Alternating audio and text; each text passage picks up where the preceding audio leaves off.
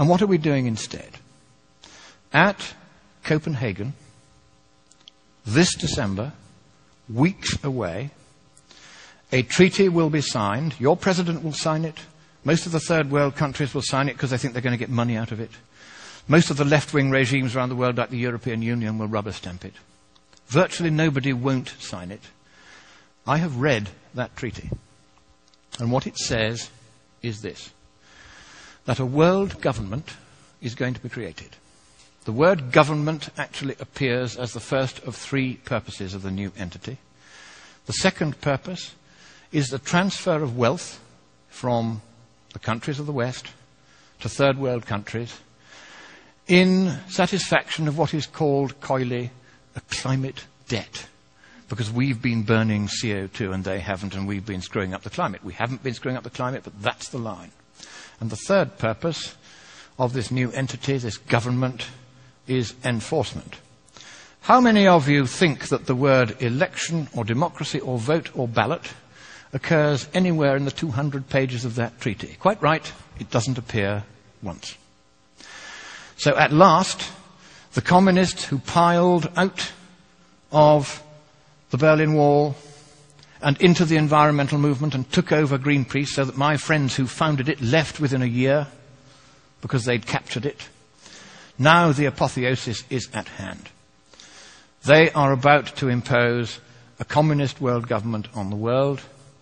You have a president who has very strong sympathies with that point of view. He's going to sign. He'll sign anything. He's a Nobel Peace Laureate. Of course he'll sign it. And the trouble is this. If that treaty is signed, your constitution says that it takes precedence over your constitution. And you can't resile from that treaty unless you get the agreement of all the other states parties. And because you'll be the biggest paying country, they're not going to let you out. So, thank you, America. You were the beacon of freedom for the world. It is a privilege merely to stand on this soil of freedom while it is still free.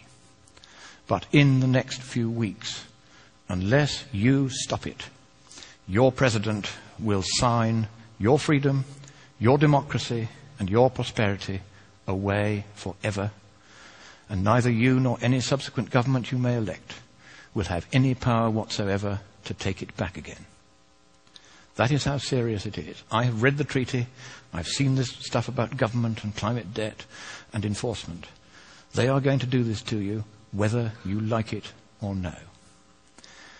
But I think it is here in your great nation, which I so love and I so admire.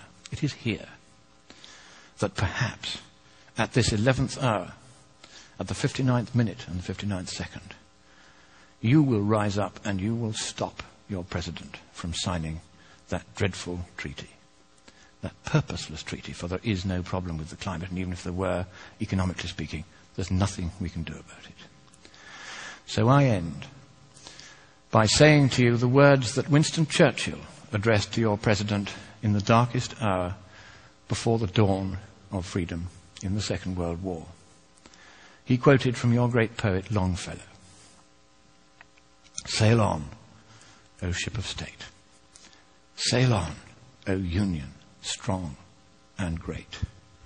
Humanity, with all its fears, with all the hopes of future years, is hanging breathless on thy fate.